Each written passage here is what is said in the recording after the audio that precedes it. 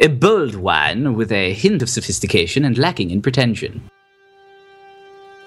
Not to mention Puerto Rico, but you never bring two snakes to the same location. The gauntlets have been thrown. Hashtag prune the Groot. And vote for Bill McKenna, he won't nap on the issues. And for real, so hello, and on today's show, the doctor's in. It's alive! Cover your eyes, kids, the Joker's coming. And Brett finally gets a winning team in DC. This is episode 19 of the Geek 30 Happy Hour.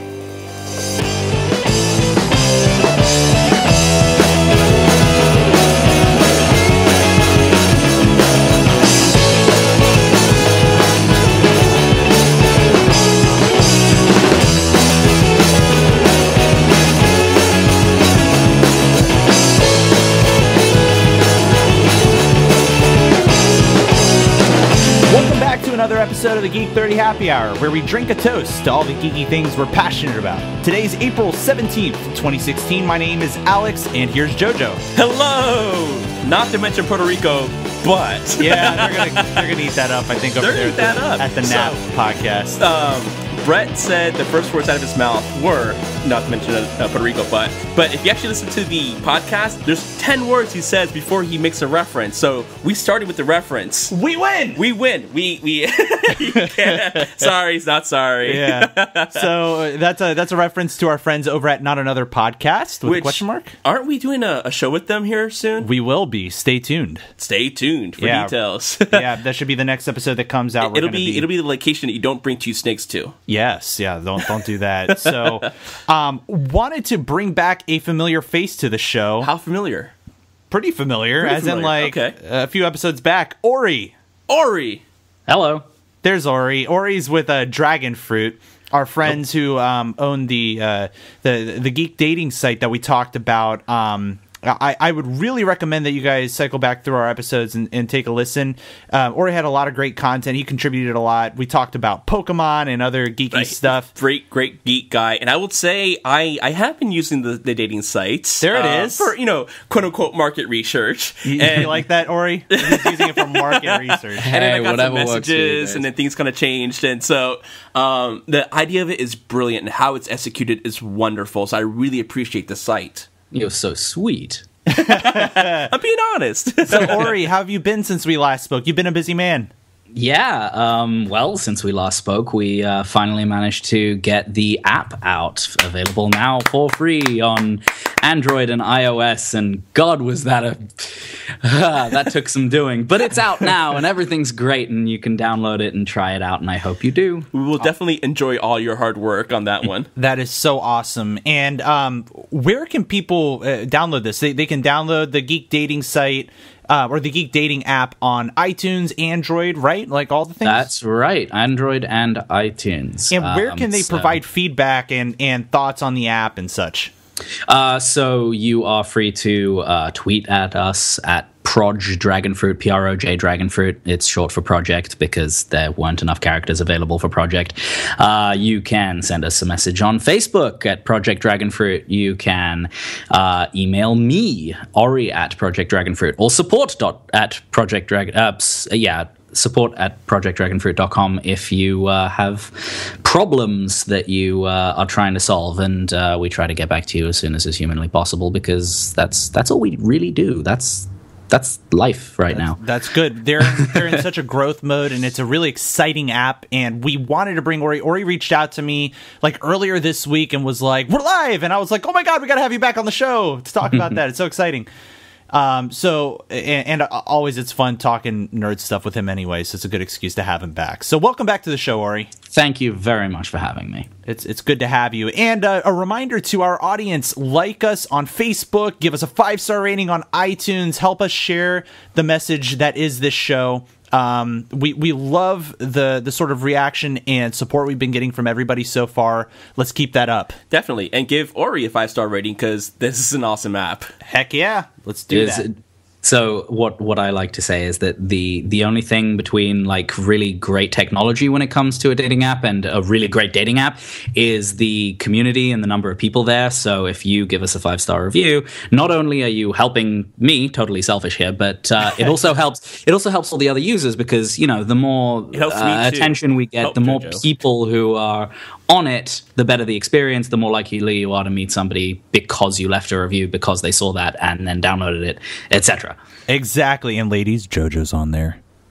Yes, all right. Jojo is on there. I actually have the app. Jojo's on there, ladies. I was showing it to Alex earlier. It's like, look how wonderful this works. And he's like, okay, hit like, wait, whoa. I started liking a lot of ladies. Calm down there. I'm not handing my phone over to Alex anymore. Now we can run a whole like little game show thing where you try to find Jojo by like messing with the searcher. Figure out the right search string. It's going to be a new like dating show just dedicated to find Jojo! Exclamation point. I love it. I'm on ABC. Well, guys, we got an action-filled, action-packed show for us, talking about a lot of good comic book stuff. And speaking of comic books, actually, we just left Heroic Aleworks. Yeah, Heroic Aleworks. Spent a good afternoon with those guys. Brilliant bunch of people. Yeah, awesome folks. Keep an eye out for this, especially if you're local here in the DC area. They're coming out with some really brilliant brews, and they all are themed with a comic book character, their own comic book characters that they're coming out with, and that they're developing backstories and their own comics to supplement the marketing efforts. This whole holistic approach is amazing to me. It's not just the beer, but the content that goes with it. And then you've got not just the beer that you have enjoyed, but you have a comic book that you can now read and read for future generations and whatnot. As you're sipping the beer that it's dedicated to. Exactly. That's and awesome. all three that we had were all amazing. I'm not even an IPA guy, and I love their IPA. All this stuff, guys, that we're telling you, we're not paid to say any of this. This is stuff that we're just passionate about, and we're like... we got no money out of this. We spent money today. Yeah, oh, totally. So, shout out to Tim, John, and Kate over there, and the rest of the crew that we met. Can't wait to be doing more stuff with you guys. We actually have some of their beer, which we're going to feature on another episode. But for now, we have a beer that was recommended by a listener. Let's get into what we're drinking today. Sounds good. Oh, hello, Geek 30. It's beer time. Today's beer is brought to you by Alex's Left Ankle, because you don't drink the day before a 10K. Yeah, that's true. That's what. Why? That's what happened today. Why? So last night, shout out to Justin, my coworker Justin. Me and a whole bunch of him and his friends. We all went out to Top Golf. If you've ever been to Top Golf here in the DC area, you're familiar with what that is. Basically, think golf mixed with darts or bowling and LEDs and computers. Yeah, lots of fanciness. It's absolutely awesome. It's a lot of fun. And buckets of beer are involved. I woke up this morning at 5 a.m. and ran a 10K. I am dehydrated, exhausted and dehydrated. While I was running, I screwed up my foot because I was wearing some like the shoe insert things that like he was wearing boat shoes. You don't run in boat shoes. No, I wasn't running in boat shoes. I was wearing boat shoes later this afternoon. Yeah. And he was running in boat shoes. He forgot to take them off. No, I wore sneakers earlier today, and they had the little like things in there because I have flat feet. Because just screw you, Alex. You have flat feet, and I ended up screwing up my left foot because I was running on it over 6 miles. I got done with it, and I actually ran it with Jamie, who helps produce our podcast. And I got done, and I looked at him. I was like, dude, my foot kind of hurts, and so I ended up leaving. I got out of my car. When I got home, I stepped out of my car and almost collapsed because I couldn't put any weight on my foot. I was like, oh boy, this sucks. So now I'm walking around with a limp all day. Can you get some crutches, maybe an ankle brace? Yeah, something. I'm going to be hurting for a little bit. So hey, at least we got some beer. So we're drinking some beer to forget about the pain. Yes. Okay. Exactly. And what we're drinking tonight is actually suggested by Kevin. Kevin. Thank you, Kevin. Thank you, Kevin. I actually met Kevin. Kevin is my coworker's husband, who listens to the show, and recommended this beer because he said is his favorite beer of all time. Oh wow. St. Bernardus Abt 12. Words. Yeah. Yeah, it says, according to their website, the St. Bernardus Abt 12 is the pride of our stable. What is this? Nec Plus Ultra of our brewery. I don't know what the NEC? I don't know what that means. Abbey Ale brewed in the classic quadruple style of Belgium Best Abbey Ales. Dark with a full ivory-colored head. It is... ivory head. All right, anyway. It has a fruity aroma, full of complex flavors, and excels because of its... long bittersweet finish with a hoppy bite, and it's 10% ABV, by the way. Worldwide seen as one of the best beers in the world. It's a very balanced beer with a full body taste and a perfect equilibrium between malty, bitter, and sweet. One of the original recipes from the days of licensed brewing for the Trappist monks of West Vederen? Vleteren? I don't know. Vleteren.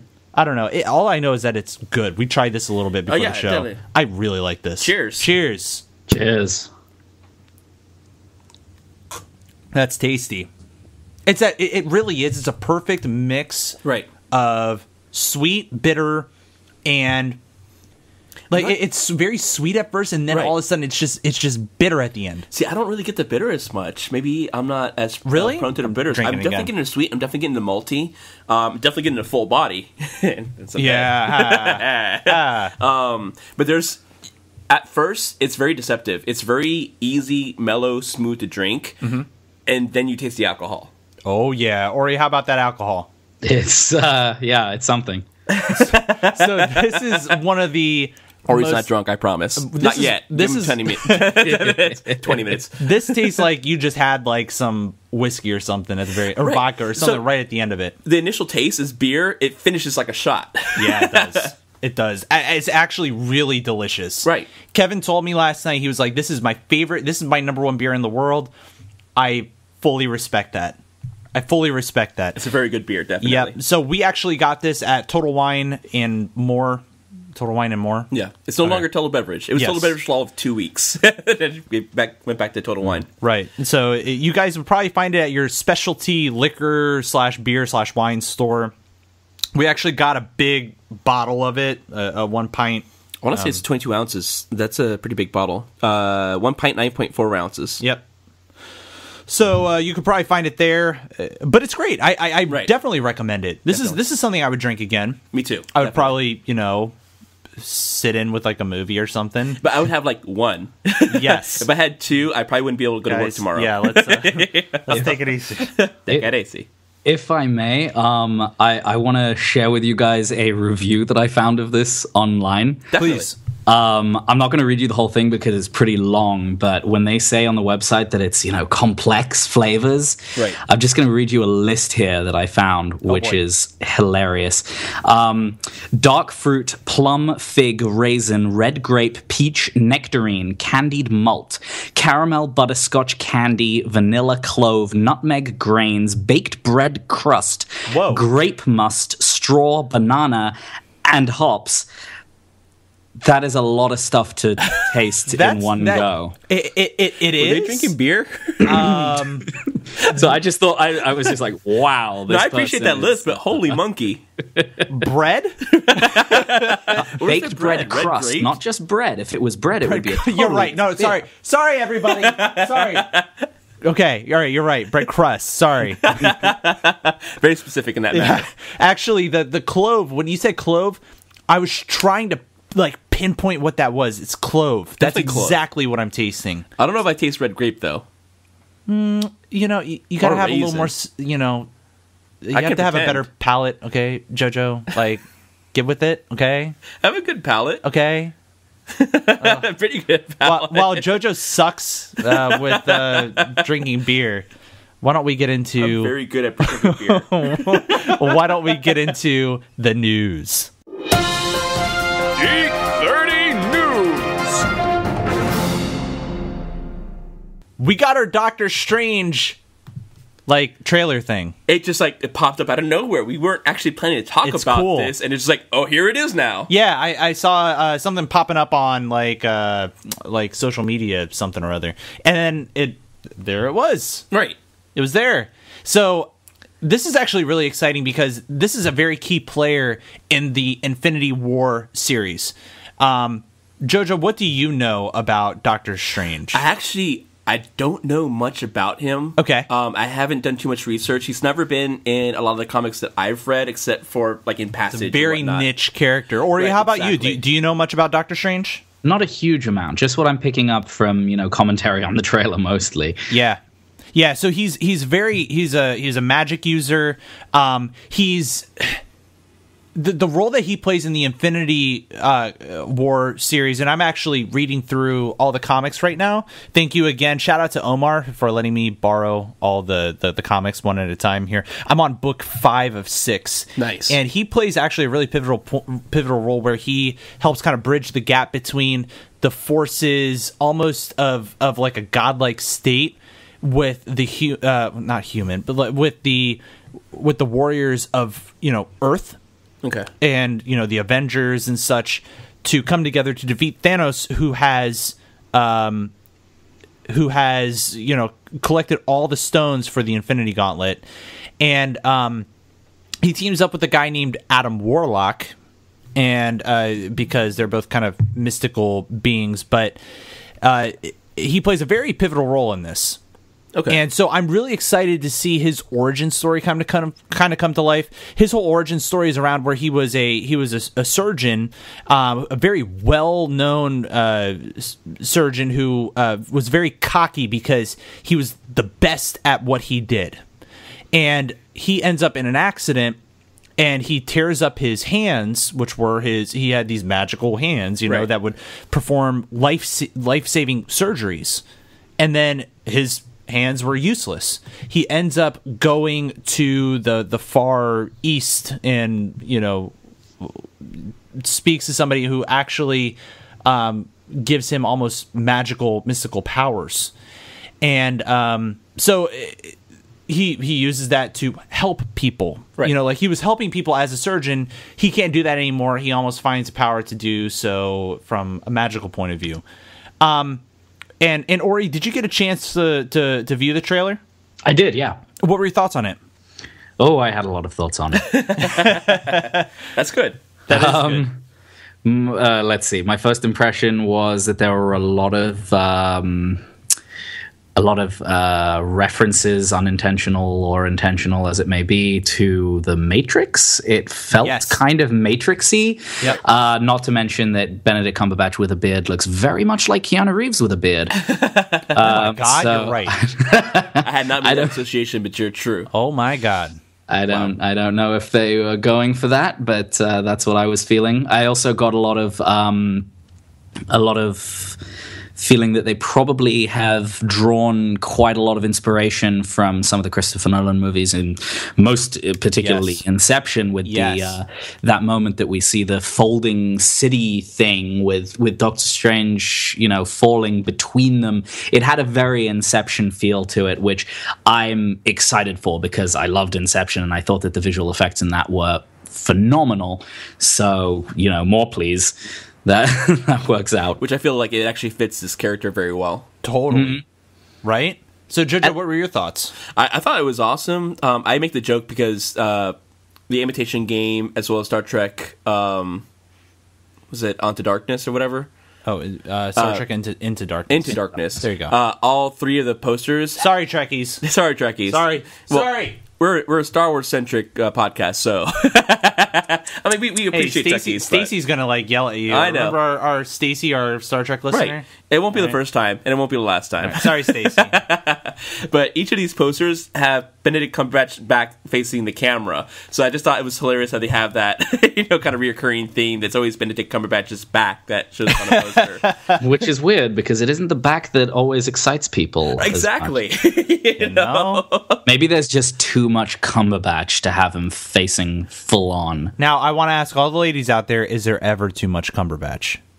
Is there? Let us know. Geek30podcast@gmail.com. I mean, as a dude, I would say no. He's a good-looking dude. I mean, there's not too much Oscar Isaac, so. I mean, but looking at Benedict Cumberbatch, he looks great in this movie. Right, exactly. He looks just like him. Well, he has one of those kind of Gary Oldman or I'm going to blank right for different actors where he blends into the role that he plays. Oh, totally. It's not like a George Clooney where it's a George Clooney everywhere he goes, or The Rock where he's rocked through everywhere he goes.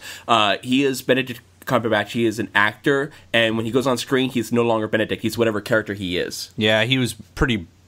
I mean, he's always been good in every freaking movie I've ever seen him in. Exactly. Yeah, and I mean, you could hardly even tell that it was him in The Hobbit. That was impressive. Exactly. Wait, when was he in The Hobbit? That was a joke. He was the dragon. Yes, that's right. You're not supposed to. That didn't work very well for me. I know. No. I caught that reference. Damn it. I got it. Thank you, Ori, for that. I got it. I had to explain it to Alex. Oh man, we gotta. Really? I gotta. No. I gotta actually sit down and watch the second movie again because Deanna. So okay, Deanna and I are sitting down and watching all of the Hobbit movies and the Lord of the Rings because she's never seen any of them. Oh wow! I know. Okay, guys, I know the movification. I know they're so good, and Deanna agreed to watch this. Deanna, you'll still watch the other movies, right? Well, I mean, you just kind of spoiled it with Benedict Cumberbatch. It's not spoiled, right? She says it's not spoiled. It'll be all right. She might be staring at you right now. She said one thing, but her looks are differently, yeah, so we're gonna watch that whole series again, but when you watch that, like, it doesn't sound like him though. No, as the dragon, I knew it was him. But they digitally enhanced his voice to be lower because but I mean, it's also his performance. So it's like the performance is amazing, great. Yeah. If you like his.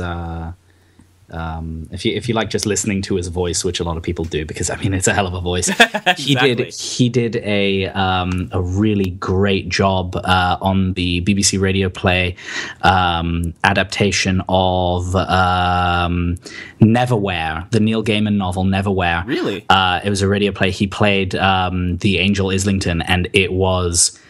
Oh, magnificent. Such a good performance and a really good, I mean, people who are listening who are into podcasts, if you're into Welcome to Night Vale and stuff like that, really quality show to listen to. It's got, it's got, what's his name? James McAvoy as the lead. It has Bernard Cribbins. It has, it's an all-star cast. And Benedict Cumberbatch plays the angel, and it is so good. That is so good to hear. Can I just hire Benedict Cumberbatch to read me a story at night? If you have the money, I'm sure you can pay him to do whatever you like. Bring in this Geek 30 money, which is nothing. Maybe next week, right? Yeah. I will maybe mention something that was interesting about this. Benedict Cumberbatch as an American. Oh, yes. So can we talk about his accent for a second? Definitely. It was pretty awesome. Right. I heard him talking, and I didn't recognize it was him until I kind of put it in context. Ori, what was your thoughts on that?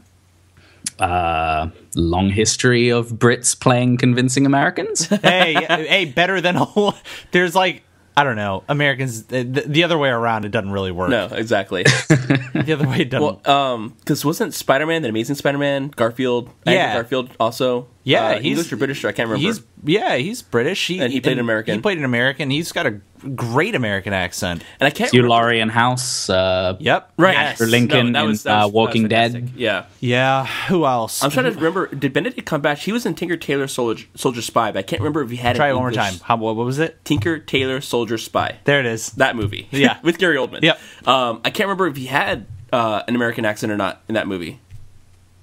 I didn't see it. Okay. I did see the Third Estate where he's playing Julian Assange, so that's a whole different accent. Okay. No. This is his. I think this is his first time doing an American accent. Okay. Yeah, man, Americans suck. Well, we don't really have an accent, and it's funny because when British we do because Ori, do we have an accent? No, we don't. No, Americans don't have accents. We don't have any kind of really. I mean, there are weird regional differences, obviously, but because most media originates in the States, it's what everybody grows up to think is kind of the standard, and any deviation from that is an accent. Whereas, if you're just listening to some TV show or movie or whatever, that's the normal. That's the baseline.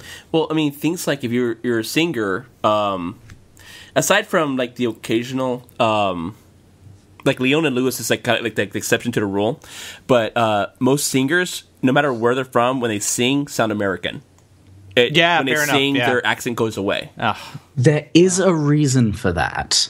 Yeah, the vowel sounds and the rounded R's and stuff like that. I mean, there's a whole load of theory here that I'm not going to get into, but American tends to be more understandable when sung, unless people make a very heavy effort to enunciate really, really clearly. American is just more understandable. It's a practicality thing. America. Yeah. Hail Overlord Trump. All right. Hey.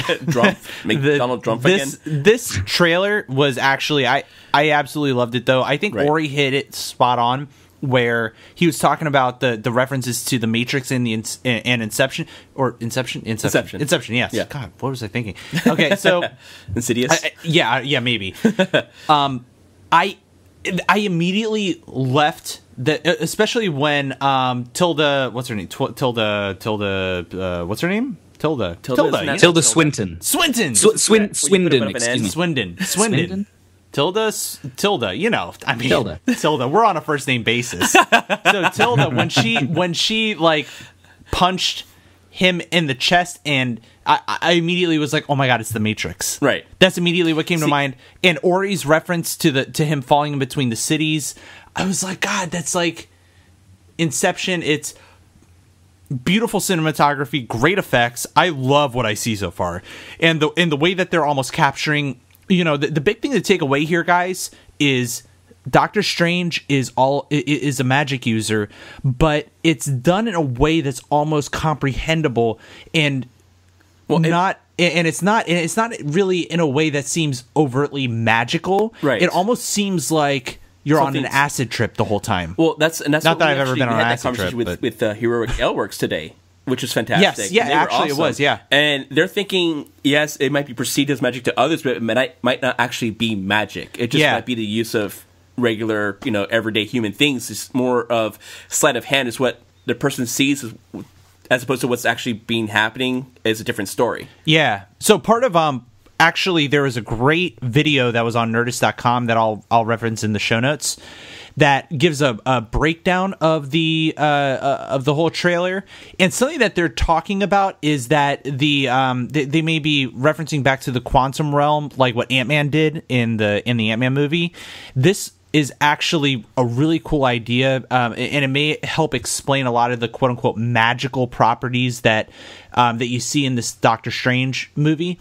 So I'm actually really interested to see how they may tie this in with some of what we've already seen in the Marvel Cinematic Universe and make it more sciencey rather than magical. Right. And honestly, I feel like this is going to be like a day one movie for me. Like when it opens in theaters, I'm going to be there day one. I would totally see this day one. Totally. And I would love to hear from the audience. Geek30podcast@gmail.com. Let us know what you guys think about the trailer and what you guys would think about this being less magical and rather more practical and also more sciencey than magical. Because they have to fit it in within the rest of the MCU, the Marvel Cinematic Universe, to make sure everything kind of flows through all the movies. And it does seem like this iteration is hitting the sort of scientific explanations for everything pretty hard. I mean, even with the less credible stuff, they're always trying to say, "Oh, it's not magic; it's some kind of science." It's kind of like the Arthur C. Clarke third law that any science sufficiently advanced is indistinguishable from magic.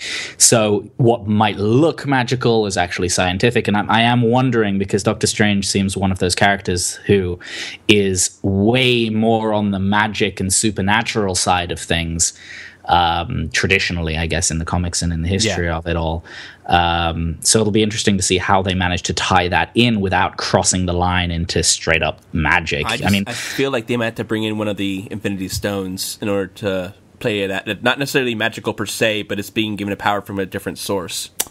Yeah, that's an interesting thought too. I mean, we won't know. This was obviously a teaser, right? So until we actually see like a true full blown trailer, that gives a little more insight into the story. Was that a Who knows? teaser? That's what they actually classified it as. It was 2 minutes long. How? I know. Well, hey, you saw what the Star Wars quote unquote teaser was, which was freaking John Boyega, standing up in the middle of the desert, freaking out. Well, I mean, they got 4 months to explain a lot of stuff, so it's true. It's true. And also a movie afterwards that's coming out. So right. Well, another joke that clearly didn't work. what's that went right over my head? Someone hit the wall right behind me. That was weird. I don't know. And not to bring up Puerto Rico, but tilde is what you find above an N in the Spanish language. Yes. Jesus Christ, dude. You guys have the wrong flag, by the way. No, we had the right flag. No, Cuba's your right. Your flag's what happens when you inverse colors. No, just because we're communists doesn't mean anything, okay? All right. So, speaking of crazy science, have you seen this modular body thing? Have you seen this? Yes, I have, actually. I'm sorry, I just pulled up Safari, and on my Safari, it says incompatible browser. Yeah. You are using either IE or Safari, which is not compatible with this site. Please use another browser. Yeah, you damn Mac user. I know. I'm such a foolish person. But I pulled it up on my Firefox, and it did not work well. It didn't? Oh, those bastards. So, I have seen this before, and this is the little devices that you connect together, and one of them's a heart, and one of them's lungs, and one of them's kidneys. One of them, two of them were arms or appendages. Yeah. And so it's wild. They have a central brain, and it computes everything. And when you add a module, it figures out what the module is and interacts with it immediately. Yep. So when they plugged the heart into the brain, it started pumping the heart. And when they plugged the lungs into the heart, it saw both of them. It started pumping the heart, but also breathing with the lungs. So guys, think about Legos with body parts. Exactly, organic Legos. It's wild, dude. Right. They showed this. I saw this. I actually posted on my timeline on Facebook. If anybody out there follows me on Facebook, they have like almost like a battery pack. Right. Like, is that the best way to explain it, Jojo? Right. It's like a battery pack, right? And then they plugged in the. But the lungs? battery pack has the brain. That's where all the processing. Okay. So it was like the processor almost, right? And then they took that, plugged in. Lungs. The heart was first. Okay, sorry. Yeah. It was the heart. Oh yeah, and then the lungs. And then you saw the lungs expanding and then contracting. They were. It was like it was starting to breathe. Right. And then they installed a liver. Right. Or kidneys or whatever. Kidney or something. I don't know. And then they started attaching these limbs. Right. Like these they look like chicken wings. I mean, they were almost arms, but without hands. But it was smart enough to know that it needed to go to a surface area that was like 37 degrees Fahrenheit. Right. And so it started moving itself using the limb because it knew it could move with its limb, and it started moving towards whatever surface was cool enough for it to survive. Exactly. That is Skynet. That's what it is. Oh. Skynet. Oh, yeah. Terminator motherfuckers. T100, T1000, T1 whatever. Skynet. This is how it starts. It's wild. It's like the little Toyota robot that you can put in your cup holder and make sure you stay awake. Yeah. Ori, did you have a chance to look at that? Yes, briefly, but like I said, the website did not like me. The website did not like me, and I think that is probably exactly what would happen if we get these sort of bionic things. They would come for me. It's a little scary, but also it's really neat. There was a video that I saw on the website. I was kind of screwing around on there today. It's cool how it works. Definitely. Yeah, they were talking about how by the end of this year we're going to have science is going to have created. I don't know, science. The corporation that is science. Right. SpaceX. Yeah. It will have created a fully functioning liver out of nothing. Right. That is interesting. I mean, it creates a lot of interesting questions. We're playing God at this point. This is what we see in all the movies. Well, yes and no. This is both new and old simultaneously because they've had artificial hearts in people since the 70s, I believe, the mid 70s. So they've had artificial hearts or artificial. like Artificial heart valves. Artificial heart valves. Okay. Not a full-on heart. But I thought it was the entire piece, the entire encapsulated device. I don't know. Scientists, Really? you tell us. Right. But they've been doing that since the mid-'70s. So in individual organs, they were able to reproduce in a synthetic fashion. These ones, though, they're not reliant on the rest of the human body. They have independent nodes or whatever it is that controls them. So yeah, when it's a modular body. So the website is, what is it, Jojo? Let me see. Where is it? I turned it down. Since it's themodularbody.com. Make sure you're running like Firefox or Chrome. I actually pulled it up on Chrome. Oh, okay, that's why. And by the way, I'm a Mac user, so I instinctively pulled it up in Safari because that's normal. That's what normal people use on a Mac. But I ended up pulling it up on Chrome, and they got a bunch of different websites, or not websites, but actual videos, Right. on the website, Right. that are really neat. You can kind of see different perspectives on the view that is creating the modular body. They're basically creating these like little organs that literally plug and play with each other, Right. with a brain that attaches to one of the functions, Right. one of the organs, powers the rest of them. And you can create like a little living being with these synthetic body parts. Like Right. that's Well, I mean, the applications isn't limited to just the synthetic being by itself. You could actually put that in real world where I have as much beer as I drink, maybe I don't have a good liver anymore. So Right. then I get a replacement liver, and it can function on its own without the necessity of electrodes or outside stigma. It'll do its own thing. So can I create a synthetic being that goes and gets me a new beer? I mean, you can already do that with an R2D2 fridge, Well, right? yeah, but I kind of want to like have some kind of personal relationship with it. Then by the end of the year, as according to science and or corporations, this might be a thing. Okay. Ori, so what's your thought on this whole thing? My prediction, judging by how the rest of the world is going, they are going to upload Tay, the racist Twitter robot, into its brain, and that will be the beginning of the apocalypse. Good pull. Oh my god. I was trying not to bring her up. I really was trying not to bring her up. Believe that? God, that just shows how shitty our society is. Isn't that amazing? Within a matter of hours, she was racist. Oh yeah, she was so racist.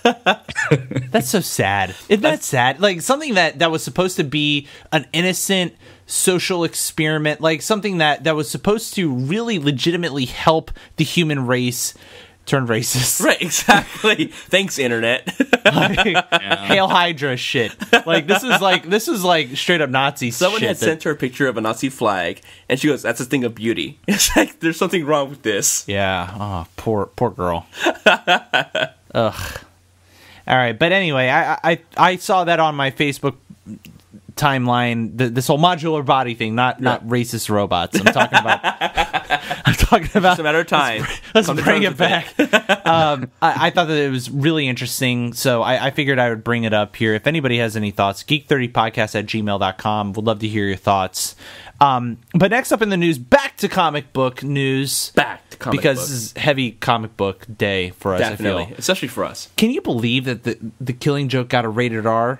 Well, I love this. I love this too, but I like the fact that they actually made the movie first, and then it got the Well, let's be clear. They made the comic first. Oh, the comic first, but which, in its own right, deserves a rated R. right, exactly. But that's a movie rating as opposed to a comic rating. Yeah. They made the movie, and they were true to comic, and they didn't PG it, because a lot of these new action movies are being kind of dumbed down to face a more teenage audience.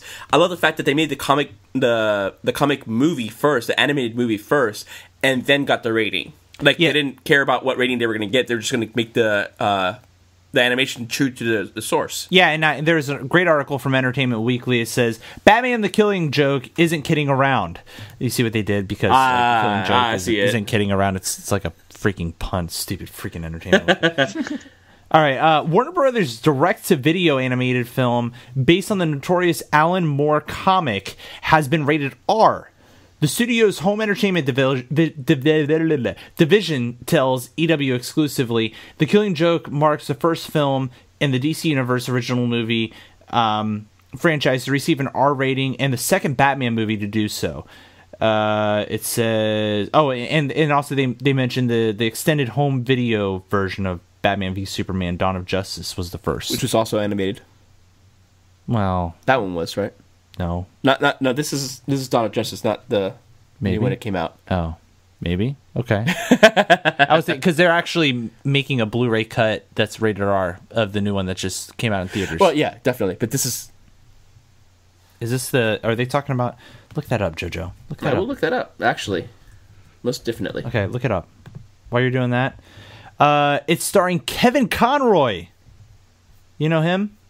You know, he was the voice of Batman in the animated series. Right. That is the movie. You know what I'm talking about? Yeah. Okay. All right. Anyway, so it says starring Kevin Conroy, the voice of Batman, Bruce Wayne, etc. Mark Hamill is coming back as the Joker. Yay! That's Hooray. huge. Can you? Oh my god. You guys, it makes me so happy. Anyway, Can't and Tara understand. Strong is Batgirl, aka Barbara Gordon. It says The Killing Joke is an original story that finds the clown prince of crime taunting the Dark Knight by capturing and torturing Batgirl. The original comic was published in 1988 and remains polarizing, with some hailing it as the definitive Joker story and others criticizing it as misogynistic. I've heard nothing but good things about this story. Actually, not spoilers, because I'm not going to tell you what happens in the story, but like I've read ahead of what happens in it. I would love to, and I actually will be buying this graphic novel and reading it because it's gotten such great acclaim, and the story is legitimately awesome. Like just to give people perspective, when they say this is the definitive Joker story, this is like the origination of the Joker. Right. So have either of you guys read this before? I have not. Nope, Or have you? not me. No. No. So what if you guys were to read this and like learn about the origination story of the Joker? Would that be interesting to you guys? Very. Oh yeah, absolutely. So what do you guys think about this whole... And by the way, FYI, like, from what I've read about this, like, the whole R-rated thing totally makes sense. There's a lot of violence and effed up stuff that happens in it that totally warrants a rated R, rating. But the thing to mention here, like, we're talking about a cartoon that's rated R. Right. Which is also really rare to find in these days. So what's your all's thoughts on that? Ori? Oh, I think this is wonderful. I think this is fantastic. I love that there are some studios every once in a while that aren't dumbing it down and kidding it up and making sure that they can sell it to a wider audience and sacrificing the source material as a result. I think that we were incredibly lucky as a film-going audience to get a movie like Deadpool that was willing to break the trend and prove that an R-rated movie can be a commercial success. The fact that was so successful really did prove the concept, and I'm really glad that people are taking this further and giving us the more interesting, more dangerous, edgy kind of movies that is what makes comic books so interesting, really. I mean, you can get comics that range all the way from the kiddie up to the extremely messed up, and it's nice that we're getting things from all over that. I also think that Joker stories in general can't be told unless they are seriously twisted, and that's awesome to me. I'm also, really looking forward to an R-rated cartoon, or rather animated film, particularly in light of the other more edgy animations that we have had in the last couple of years. In my mind, it comes down to basically Archer, if you guys are Archer fans. Definitely. How much fun that can be, and how cool it is when you're working in a medium that is traditionally for children, but you're not restricted by those boundaries and by that target audience.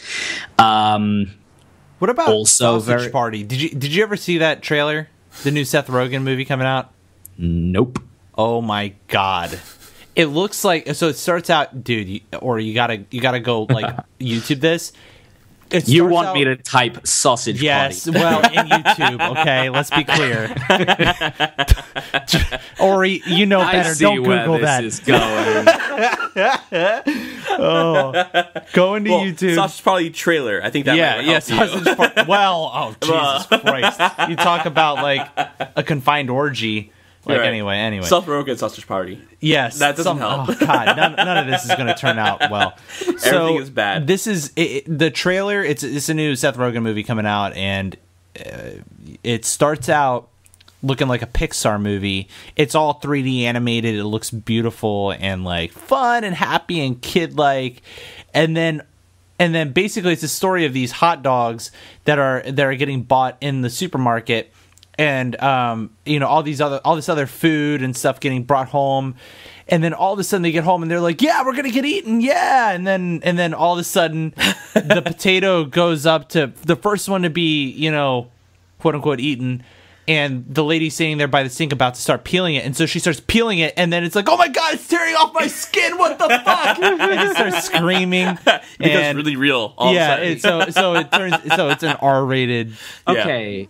cartoon. Okay, this is gonna give you some insight into my childhood. Does anybody remember Cow and Chicken, the Yes. Cartoon Network show? Okay, they did this. And I kid you not, the Cow and Chicken musical episode.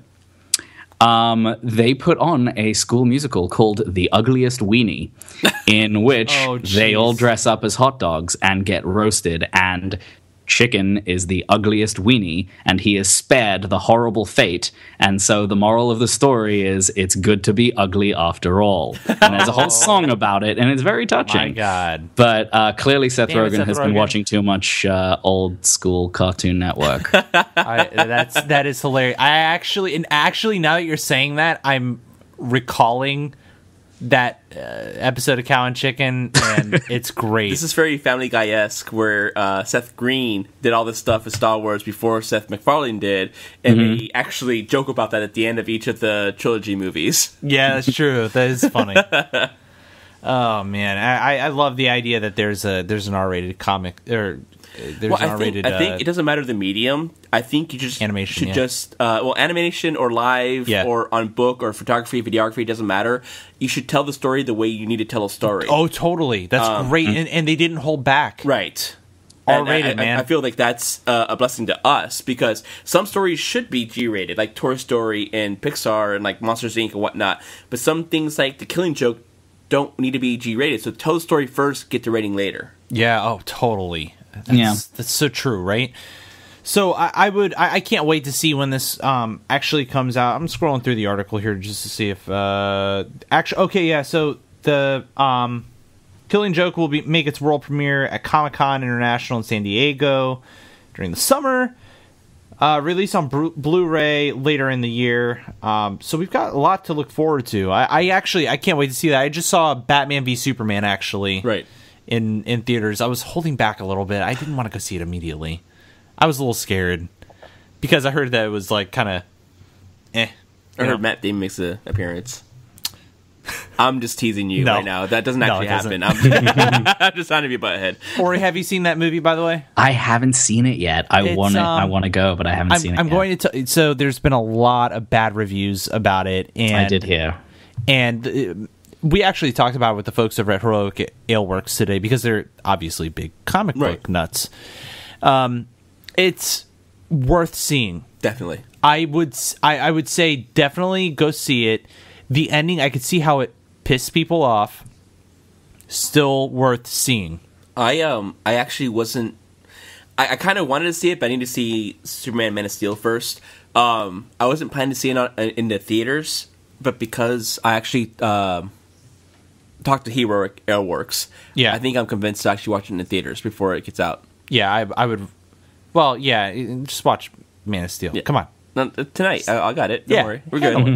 Handle it. I'll catch up. The other thing about that movie, also, like, okay, people are gonna hate me for this, but Ben Affleck is probably my favorite Batman after watching that. Wow. If you listen to the show, I said I think he'll do a good Batman. I don't know that he'll do good Bruce Wayne. So I'm waiting to see. He's the best Bruce Wayne I've seen. Yeah, you're just saying that to antagonize me. I'm literally. He's everything I needed that character to be. That's all I'm going to say. Okay. I mean, you take it for what it was. People are still like, Christian Bale is still the best, or right, whatever. I don't know, man. I'm really happy with Christian Bale. Batfleck. Didn't necessarily have a lot of depth to his character. He had a lot of depth, but in a different way than Bruce Wayne, what we normally see him, right? Right. Well, he had the Batman, and he had the Bruce Wayne, and he had a very good playboy kind of billionaire Bruce Wayne, but his Batman was very kind of flat. Yeah. So I'm not surprised if someone does a better Batman than Christian Bale. But the Bruce Wayne is where I'm worried about. You know where I loved him. I loved I'm just going to call him Batflick. Batflick. Is that all right? Is that okay with everybody? Batflick. I like Batflick more because he had the voice modulator. Right. And it wasn't such a force like, I'm Batman. Which is one of the big things in the comics, because he didn't want people to know who he was. So he has a voice modulator, and they call that out multiple times in the movie. Okay. In Batman v Superman. Right. His voice modulator. Right. And it's obvious, too. But beyond that, his role as Bruce Wayne, the entrepreneur, CEO of Bruce Wayne, or not Wayne Enterprises. Wayne, of Wayne Enterprises, just it really hit home with me. I was really happy with it, and I honestly, I would really be curious to see what the listeners think about this. Mm-hmm. Seriously, email me geek30podcast@gmail.com. I would love to hear everybody's thoughts on this. Or do you have any, thoughts on that? Well, I haven't seen the movie, so. But I mean, just on your favorite, Bruce Wayne, etc. I'm a sucker for the old stuff. I like the nostalgia. So like the Michael Keaton movies. Yeah, I see. Everybody stuff says like that. Michael Keaton. It was a more innocent time. It was fun. It was what I go to superhero movies for, is the fun, and I didn't really get that from the Christopher Nolan movies. I mean, they were great. They were really good, but they just weren't that fun. So I'm hoping, though not terribly optimistic about this, that Batman vs. Superman will be a little more fun. I like fun. Yeah, it's way more dark.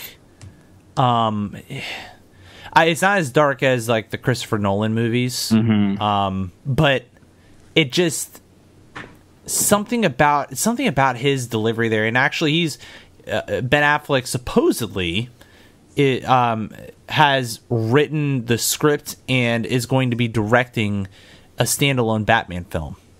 Which I wouldn't be opposed to, because Ben Affleck, I will say, is a phenomenal director. Yeah. I do like him as a director. I do too. So, and again, I still haven't seen the movie yet, so we'll see what happens. Yeah. What would you think about that, Ori? If he were to actually direct his own Batman film? I agree. I think he's a talented director, and considering he's already gotten into the character, he'd probably understand the material better than someone who hasn't. Yeah, hopefully. I mean, I wouldn't be opposed. Well, it's kind of like Ryan Reynolds. Ryan Reynolds was really worried about the Deadpool franchise, and so he took it under his reign and produced it, put money towards it, and make sure that it was a solid movie to come out, as opposed to just some rich executive producer just throwing money at it. That's a great way to put it. So when it's a love child, when you put your passion into it, a lot of times the good things happen. And he seems really invested in the character of Bruce Wayne and such. So as long as it's not Val Kilmer, I know we make jokes about George Clooney, but I actually hated Val Kilmer as Batman most of all. But George Clooney had the nipples, right? Well, his suit had the nipples. Everybody has nipples. Well, do you have nipples? Wait, do I? Do I? Hold on. Oh, shit, Stop I do. flashing me, damn it. I'm sorry, I couldn't see. Ori, consider yourself lucky. I'm very happy. I got an eye full of a lot more than I wanted. A little bit of booby. I got man booby in my face. But Val Kilmer shouldn't have been there to begin with. George Clooney shouldn't have been there either. But I feel like Val Kilmer in a bad suit wasn't bad, but he just shouldn't have been there altogether. And I felt like after Michael Keaton, they kind of just went left field with it.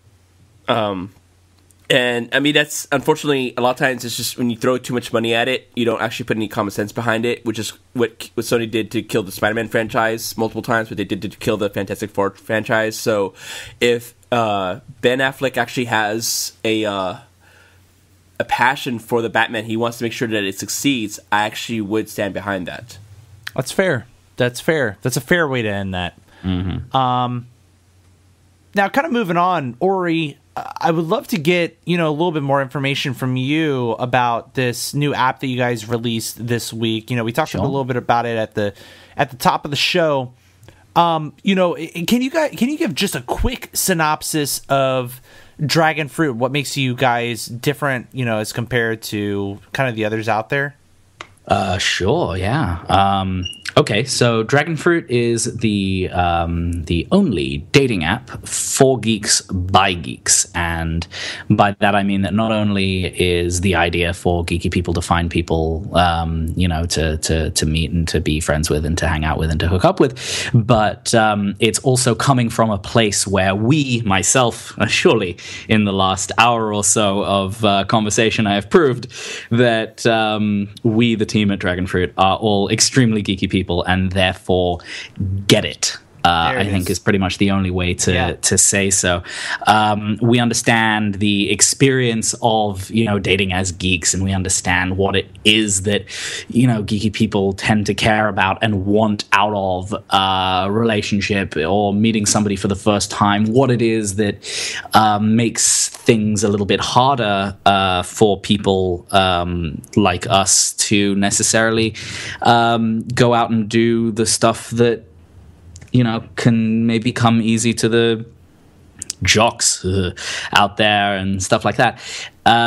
So on the one hand, Dragon Fruit is great because we've got a great community that we've built around it. We've got wonderful users, and they're all, very geeky people who understand and are in the same kind of situation as everybody else, where we love to talk like we have been talking just now about all the stuff that's going on in our favorite fandoms and our favorite, geekdoms is how we describe it. There you go.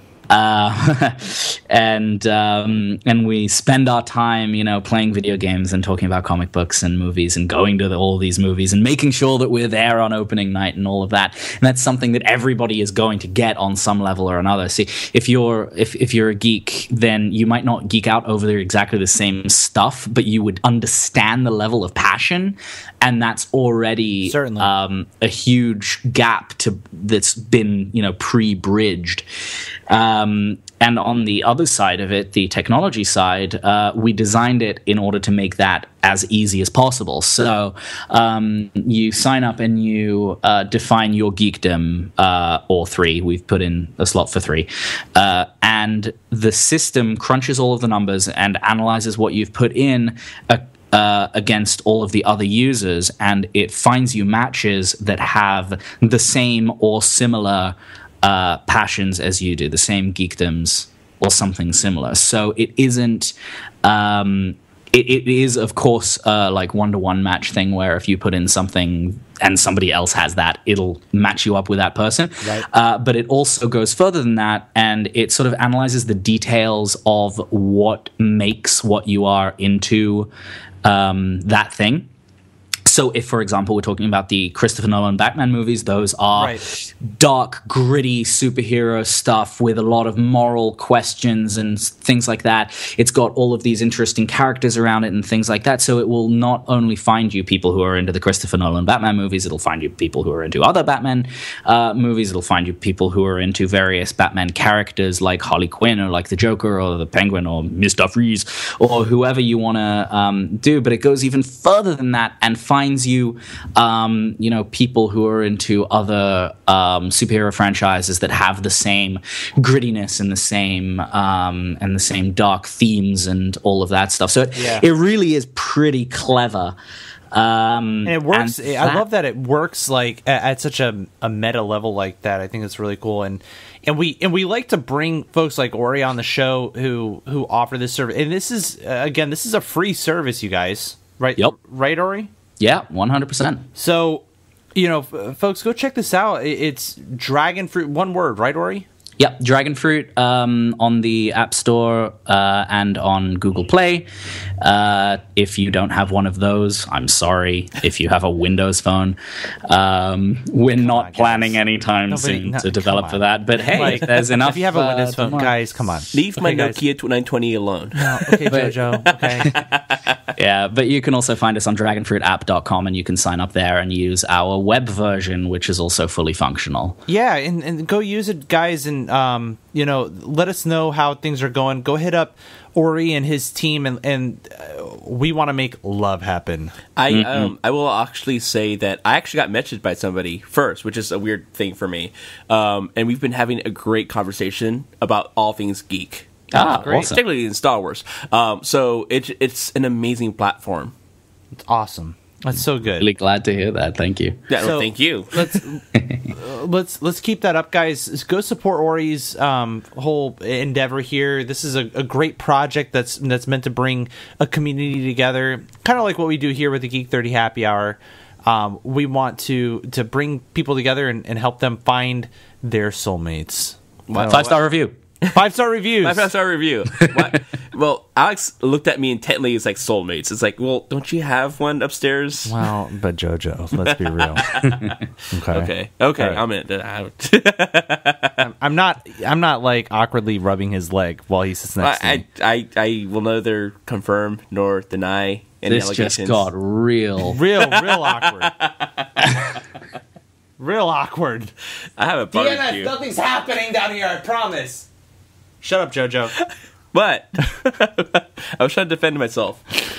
Well, it's awesome having you on, man. I'm so excited that you guys finally released the app. Ori and I have been talking since, God, man, when did we actually start talking? We started talking like towards the later part of 2015, maybe? Yeah, I think so. It's been a little while. Yeah, so we've been in contact ever since, and he was telling me about his grand plan for this awesome app, and it's great seeing how it unfolds in real life. Yeah, so it's super exciting, and when he, again, like I said at the top of the show, when he messaged me, I was like, God, it makes, like, obviously just to have Ori back on, just to hang out with him, but it'd be so great to talk about this. Which, Ori, you still need to come down and visit us, by the way.